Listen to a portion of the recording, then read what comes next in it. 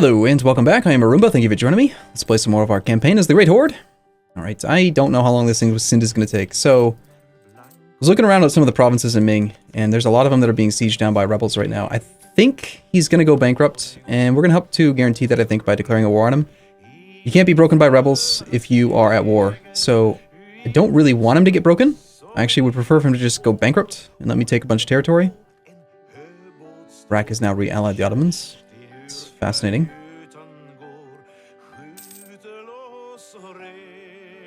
Of course. Great Horde tribes, 10%. One province, the province of Azov. Timurids, a little bit pissed, it's fine.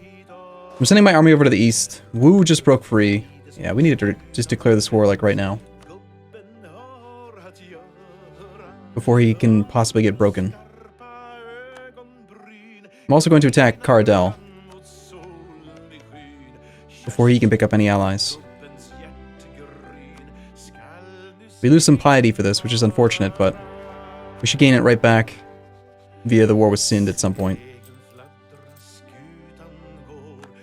That also gets us our power projection up, which is quite nice. We lost great power rank, so there goes some of our points from that. There's no Yarkandi troops here because we killed them. These are not forts. We're going to need to send most of the troops up to this area. Take care of Cardell. Cardell is Dry Island Fort. It's hopefully level 1. No, it's level 3. Darn. Let's deploy 2 infantry. These 2 provinces. The rest of the troops can march over there. We're at war, so preferably we don't want to have our leader in charge anymore. Because if he dies, we lose 2 stability, so that'd be bad. However, we're going to wait 1 extra month, just because I don't want to suffer attrition. It's kind of annoying. You suffer attrition on the entire stack, if even a little bit is excessive. Let's pull one of these guys off. I'm going to appoint the leader. We would have suffered 4 losses per 17 troops. 4 times 17, like 60 manpower. Not a big deal, considering we're actually over the damn... Wait, what? Who just became a protectorate now? Lothian? Damn, Ottomans, relax, man. You're starting to make me unhappy.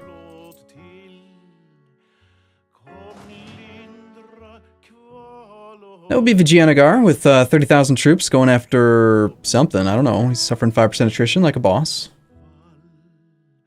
Sind, you should take what you can get while you can get it. Why don't you, like, White Peace Delhi? Maybe Delhi's not, like, feeling that bad. Delhi's got 30k troops still, so... Ooh. This is gonna ruin my plans. If you don't lose... and Multan will still exist, which just slows everything down. I've got this territory that I can't do anything with.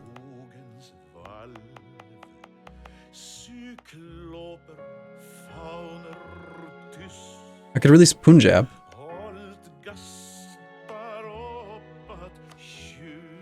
Well, not right now.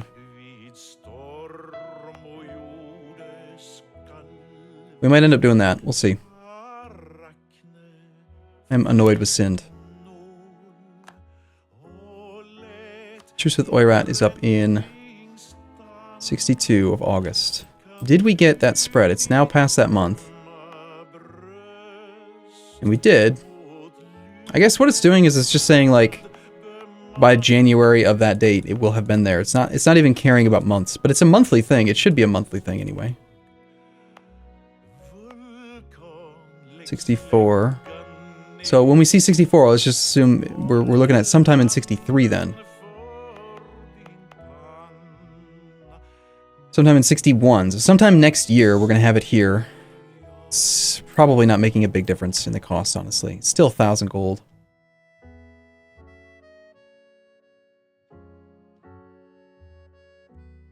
More prestige would help out.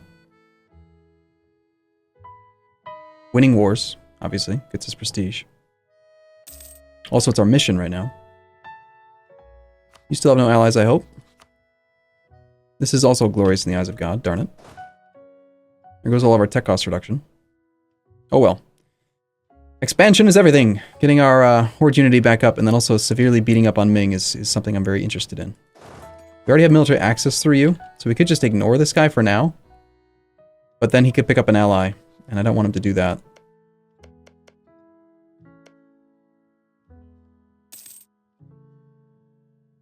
Iraq is very confused about their relationship with the Ottomans.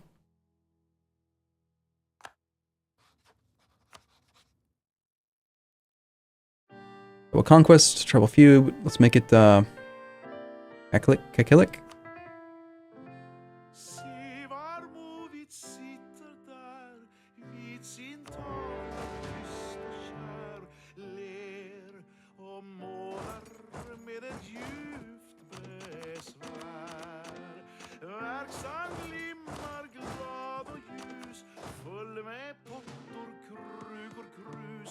Now we have to wait for that siege, though, for the drawback.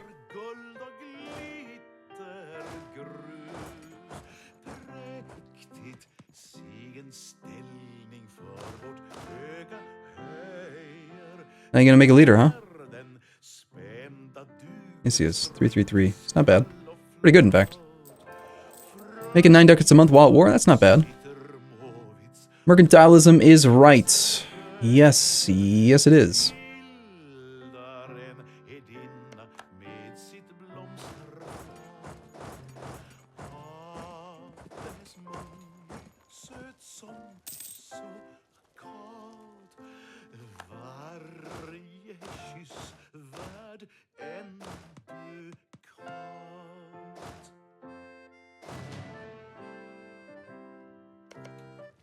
Oh, wow.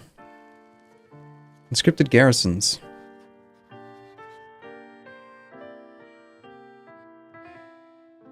Quantity ideas.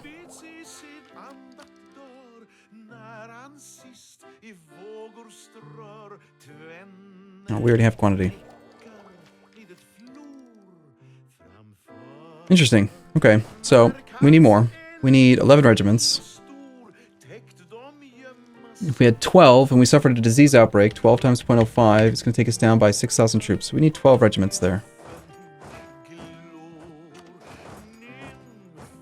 Also, a siege leader would be nice, but I don't want to risk my actual ruler right this second.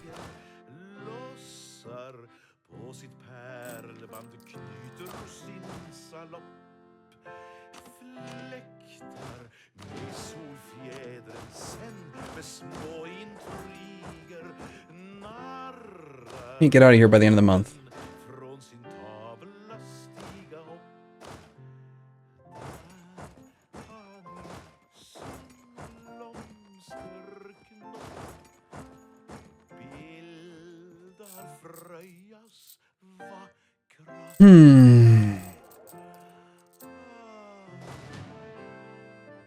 Military access to the Oirat would let us get to Ming now. That's not going to happen, but it might be something where the Oirat or Cardell gets... Somebody might get military access through there.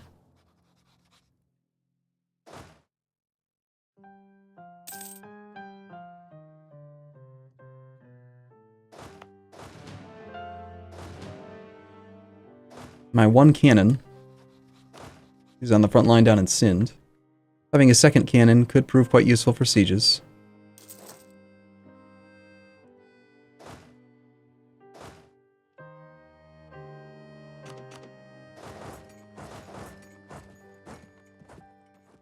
Not too concerned about the loot in these provinces, but it would be nice. Problem is that the zone of control here is messing things up. There we go. Sind pays Vijayanagar war reps. Sind pays money to Vijayanagar. With no CB, Vijayanagar suffers 0 AE. So Vijayanagar declared a war on Malwa. And they separate pieced Sind now. So that means Sind is focused on this war. Sind is pretty weak, but I'm wondering if he can still peace out in favor of... I mean, he controls the war goal. He's also got Sind, Kalpi, and Central Doab are occupied. But that's Malwa. So if Malwa takes a separate piece, then suddenly Sind has a much better position. So he should still peace out in a way that I like, but I'm at war too, so I can't actually release the vassal until we're done with that anyway. Which technically means that my troops being down here is kind of a waste, because I can't use them.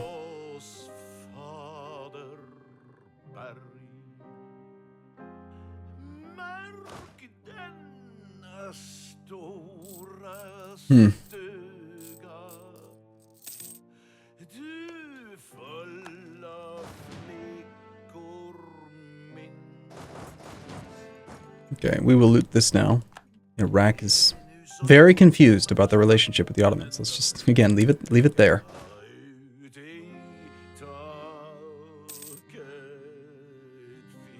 I'm actually willing, I think, to take another general. How are we doing on... Army tradition's really bad, never mind. Getting a free general from the estates, though, maybe. They're already at 77% influence. Recruited minister expires in 75. 63 for the tribes using state manpower. If I take this decision to raise host, they will end up at 92%. That's 3 per month. It gives me roughly 33 months. 34, technically. There's a little bit over 2.5 years. 2.5 years from now, they would lose 10% in 63. But that still just takes them down to a 1% tick. It doesn't actually solve the problem completely. They demand so much damn territory.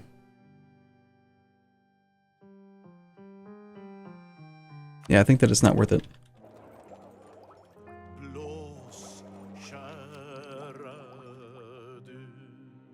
You've trained quite a few troops, Cardell. It's impressive. I'm just gonna kill them. I really need some money. I wonder how much money we can get from Ming. 1,000 gold. That's gonna be what pays for the thing. As soon as we get military access over there.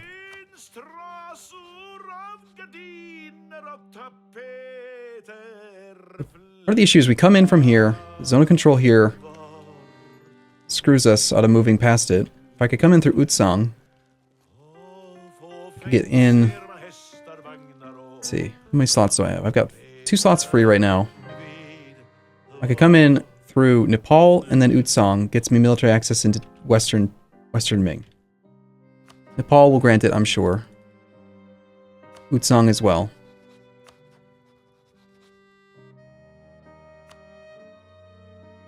Yeah, for now I want to pull these troops east.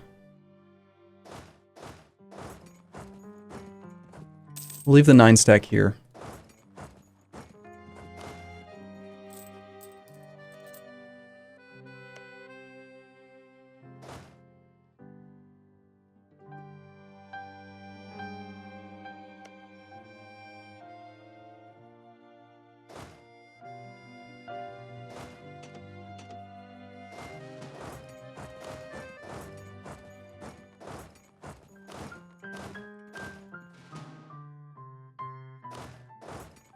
Just gonna try to get a little bit more loot out of these guys.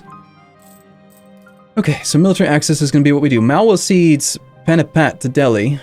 So, okay, there's the separate piece. Malwa's out. They had to give some land up to Delhi, which should affect you positively, because now those occupations are over. So now Sind has more war score against Delhi. He's also working on Lahore. And he's got 1 siege progress so far.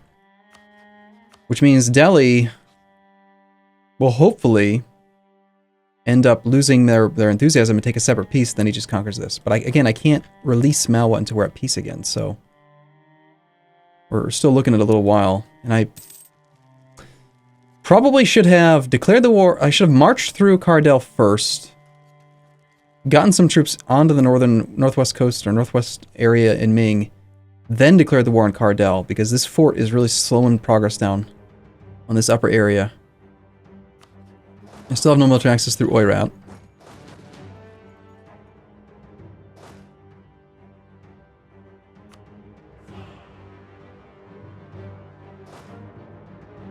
I highly doubt he's going to actually try to fight me. He's just going to sit there until I siege down his capital.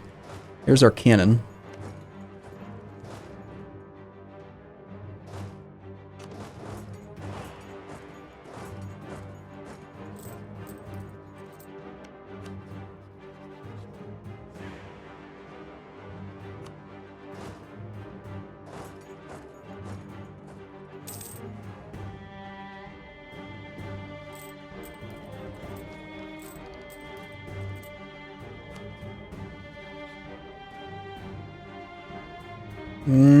Okay, just need a diplomat. We're gonna get over there. France just kicked us out. It's really unfortunate. That's why we have our backup. We're going to keep on spying on both of them. It's very diplomat expensive, but I don't really care. After all this trying to save attrition, and then we just suffer 1.7% because I'm not paying attention.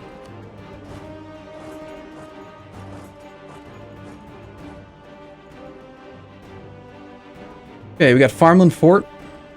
Occupied by rebels. We've got rebels. I think we come through and we just get over into this area.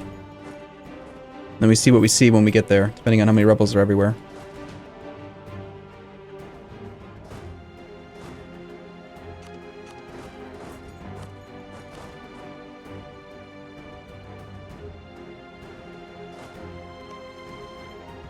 Finally making a little bit of progress here. Why is it that we're suffering attrition even though it's showing green everywhere? I absolutely hate that this system is showing that I'm safe to move here, except not really. Hold on, if I didn't have this leader in charge, would it not be messing it up? I think that's what's happening. I submitted a bug report, or I complained about it at one point. Without the leader in charge, it's still showing green. Green, listen, green needs no attrition at all. Green does not mean, 1.7% attrition. No. Green is supposed to mean you don't suffer attrition, that you're solid. I don't get why it's lying to me and saying that I'm good when I'm not. That really frustrates me a lot, because now I can't use that interface. I have to just assume that it's wrong, always, because if it's wrong in some circumstances, then it's potentially wrong all the time. So that's really, really irritating.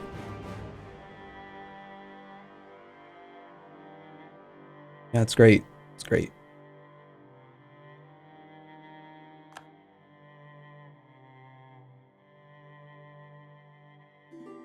Could potentially just declare war on you in August of next year.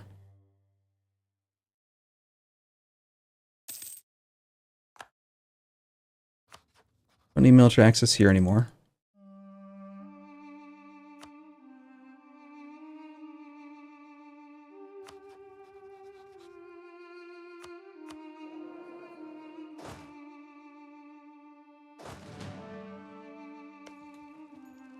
Our siege has been going on for almost a year already.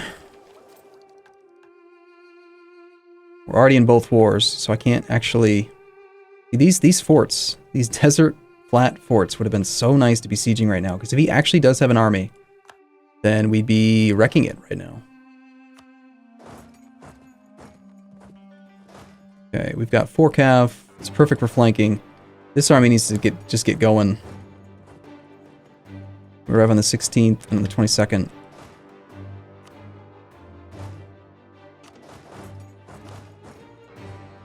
mean, we already have 97 war score. We don't even... Well, we do need to fight him. He'll just become separatists if we don't kill him. Claim to Brittany.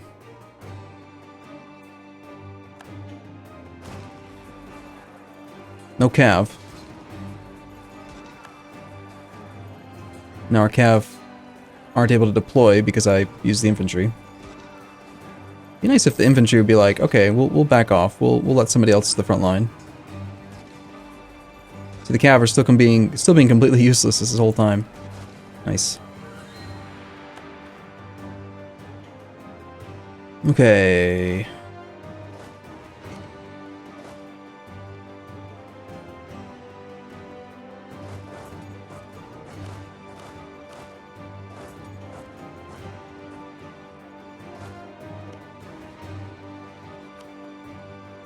Wait until this fight. Then we'll take the peace deal. And now we're kicked out of Brandenburg, naturally.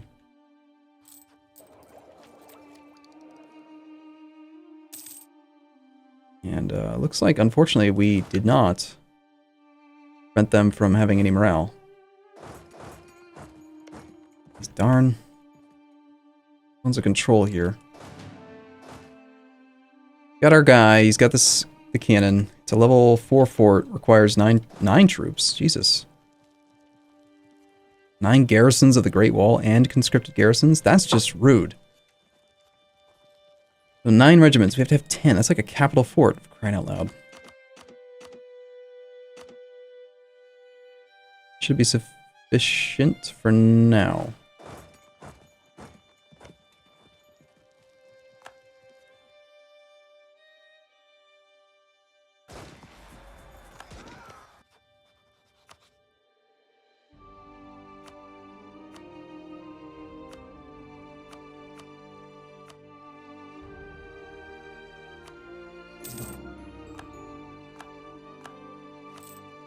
Yeah, gain a little bit of money.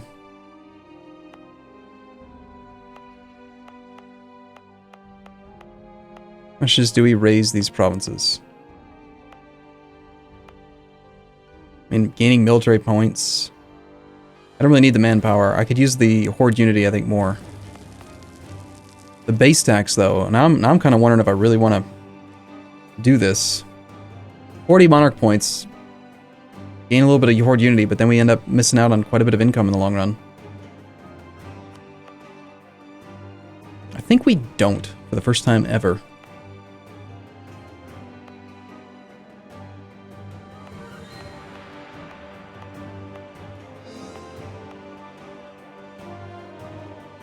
Looks like Ming has cores on these two, because they broke free. We can get there.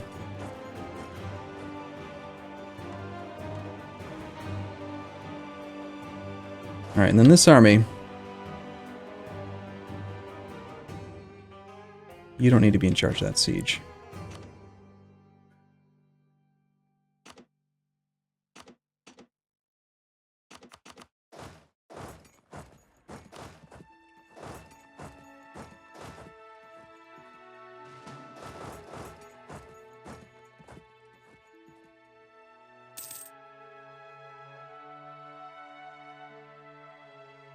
Now he is going to have a very sizable army out there. He's got 21,000 artillery. But he's a bit preoccupied at the moment. And again, because we are at war with him, he cannot be broken by rebels. So the goal here is to peace out in such a way that he already has 50% of his land occupied, and then he just immediately shatters, rather than having each individual person like do their 25 months of enforced demands. I don't know. I want him to go bankrupt, but at the same time, I don't know. So we get war score right now from battles. Right now we have barely any war score at all from those occupations. Getting a fort up here is going to be useful. We should have our leader somewhere down here.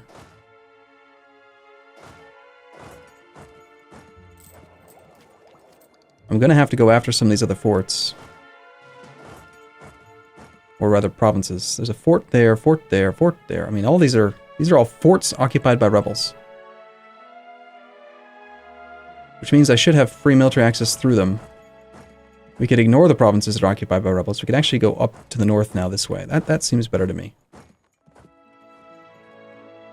Let's occupy these down here. And then we're going to head north.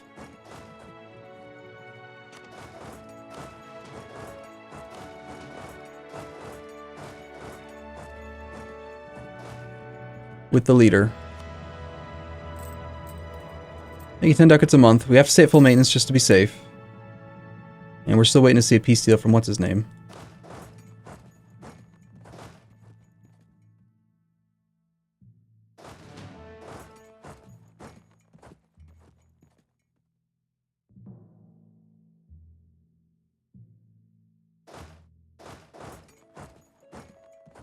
Definitely don't want to actually end up fighting any of his rebels. That would be a huge waste of time, money, manpower, that kind of stuff. And some military access here before I forget. Let's go back to spying on Brandenburg.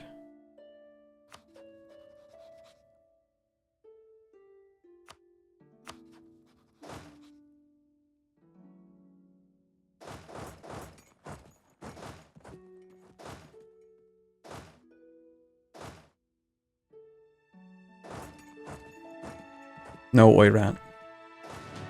Obviously the answer is no. So that flat fort there looks like a great point for this army to go to. But he's got crazy amount of troops. Like that's a lot of men. If he actually, I mean, he's very likely to focus on me entirely. If he brings his entire army over, and I just suddenly see like a 50 stack, then even being in flat terrain is not going to work out for me. Besides, there's already an army there. A small one, but there's already an army sieging that thing down.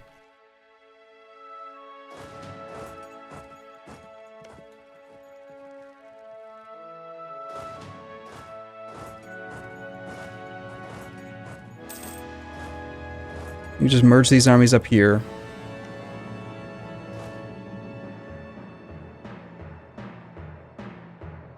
And we should, I think, let me see if I know how this game works even a little bit. If I can figure this out. I'm pretty 90% sure if I bring an army from the right side of this fort's zone of control into that province, I think I know how to make them go in the direction that I want. So we're waiting on this army to arrive on the 11th. This army's going to arrive on the 13th. I'm going to grab these armies. The one stack is the one that I brought from the right side of the zone of control. So we're going to deselect him. We're going to combine these two. Now we're going to take these two units, we're going to reorganize, and we're going to just send everyone from the left to the right, which makes the left army, which came from the left side, literally the left side, no longer exist, and the army from the right, which came from the right side zone of control, is the only one that exists. And now the whole army should be able to move forward. So we just bypass zone of control, utilizing reorganization.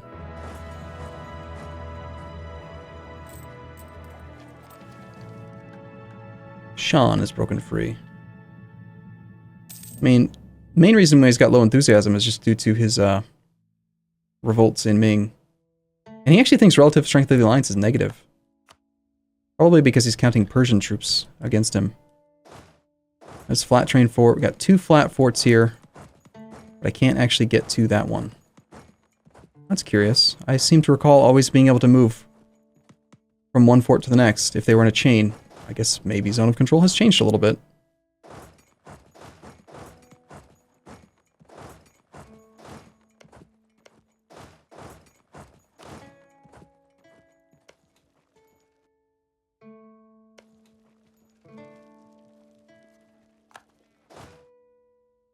And we're bringing our cannon guy forward. There are some pretenders there. Alright, cool. Well, I gotta take a break here. Already up to 27 minutes on this one, but I'm very hopeful that soon we can do this institution thing. We're down to 980. Colonialism is spreading very slowly. And eventually, we're going to be able to peace out. We're going to release Malton. Looks like Malton actually is now winning his war, because that makes sense. We'll see. We'll see. Alright. I'll see you again in the next episode. As always, thank you for watching. There's the Ming army. I'll see you soon.